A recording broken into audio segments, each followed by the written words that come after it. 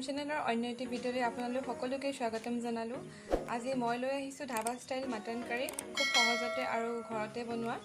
ইয়াৰ কাৰণে মই লৈ লৈছোঁ হাফ কিলো মটন আৰু এইখিনি এতিয়া মই ভালদৰে মেৰিনেট কৰি ল'ম। ইয়াৰ কাৰণে মই লৈছোঁ অকণমান হালধি আৰু লৈছোঁ নিমখ আৰু এটা পিঁয়াজ মিহিকৈ কাটি লৈছোঁ আৰু লৈছোঁ জলকীয়া আৰু লৈছোঁ অকণমান দৈ আৰু লৈছোঁ ৰেড চিলি পাউডাৰ। আহক এইখিনি এতিয়া ভালদৰে আমি মেৰিনেট কৰি লওঁ। এয়া গোটেইখিনি মই ইয়াত দি ল'লোঁ। এতিয়া এইখিনি ভালদৰে মই সানি লৈ 20 মিনিট বা 30 মিনিটৰ কাৰণে এইখিনি ভালদৰে মেৰিনেট কৰি ল'ম। এই মাটনখিনি মই ভালদৰে এতিয়া মেৰিনেট কৰি ল'লোঁ। এইখিনি এতিয়া 20ৰ পৰা 30 মিনিট সময় আমি ভালদৰে এখন ঢাকন দি পেলাই মেৰিনেট হ'বলৈ দিম। তাৰপিছত আমি এতিয়া বাকী মছলাখিনি ৰেডি কৰি লওঁ।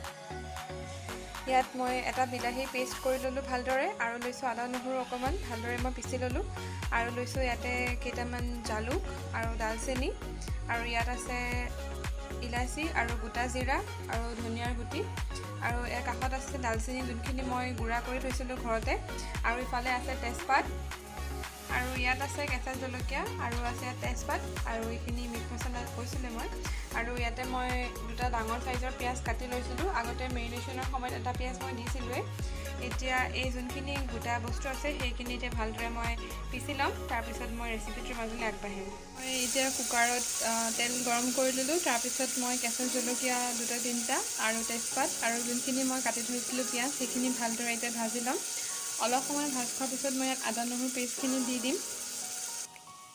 আদা নহৰু পেষ্টখিনি ইয়াত মই দি ল'লোঁ। তাৰপিছত মই দিম জলকীয়াৰ গুড়া ইমানখিনি কমাই দিম, কাৰণ মই যিহেতু মেৰিনেশ্যনৰ সময় ইয়াত দিছিলোঁৱেই, গতিকে এইকণ ইয়াত দি ল'ম। এতিয়া এইখিনি ভালদৰে লৰাই ইয়াত মাংসখিনি মই দি দিম।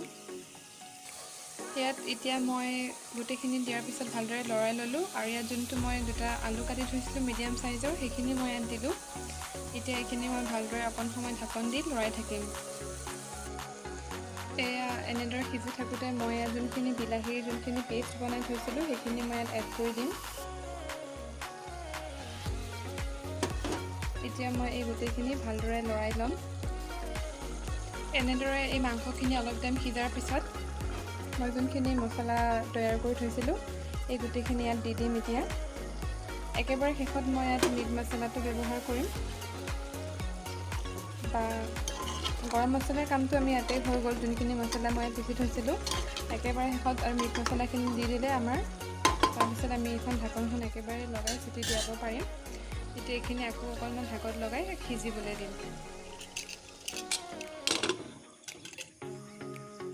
এতিয়া এনেদৰে মটনখিনি আমাৰ অলপ সিজিলে প্ৰায়। এতিয়া আমি ইয়াত অকণমান নিমখ এড কৰি দিম, বেছি এড কৰিব নালাগে যিহেতু আমি মেৰিনেশ্যনৰ সময়ত দিছিলোঁৱেই। আৰু দি দিম গৰম মছলাখিনি, মানে মিট মছলাখিনি দি দিম। এতিয়া নিমখ মাত্ৰ অকণ দিছোঁ যিহেতু মই আগতে ব্যৱহাৰ কৰিছিলোঁ। এতিয়া এইখিনি ইয়াত দি দিম আৰু এই মিট মছলাখিনি দি দিম যোনখিনি মই অথনি দেখুৱাইছিলোঁ। এতিয়া এইখিনি ইয়াত তাৰপিছত ভালদৰে এড কৰি দিম।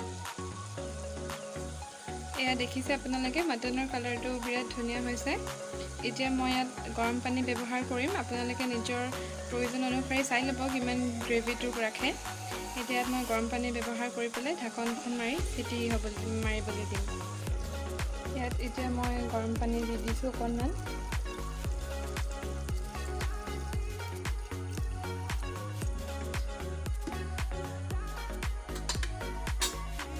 আৰু দি দিছোঁ কেইটুকুৰামান মান ধনিয়াৰ পাত। আমাৰ ৰেডি হৈ গ'ল মটন। কুকাৰত 3টা হুইচেল দিয়াৰ পিছত মই এইখিনি নমাই দিলোঁ। তাৰপিছত আপোনালোকে দেখিব পাইছে মটনৰ কালাৰটো এয়া সম্পূৰ্ণ হৈ গ'ল আমাৰ টেষ্টি ধাবা ষ্টাইল মটন কাৰী। আপোনালোকে যদি এনেদৰে বনাই খোৱা নাই খাই চাব পাৰে, খুব ধুনীয়া হয় টেষ্টটো আৰু ঘৰতেই খোৱা ভাল যিহেতু বাহিৰত খোৱাটো ইমান ভাল নহয়। এয়া মই ওপৰত অলপ মান ধনিয়াৰ পাত কাটি দিলোঁ। আপোনালোকে যদি এই ৰেচিপিটো ভাল পাইছে নিশ্চয় এবাৰ ট্ৰাই কৰি চাব আৰু জনাবলৈ নাপাহৰিব। যদি ভাল পাইছে লাইক, শ্বেয়াৰ আৰু ছাবস্ক্ৰাইব কৰিবলৈ নাপাহৰিব আৰু কাষতে থকা বেল আইকনটো প্ৰেছ কৰি অল কৰি দিব। আজিলৈ আহোঁ, ধন্যবাদ।